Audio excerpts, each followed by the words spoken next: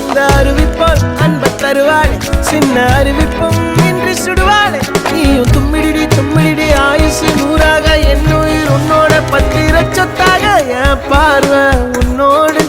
உன் பொம்மை கண்ணோடு பேசாமல் விண்ணோடு நாம் மிதந்து போவோம்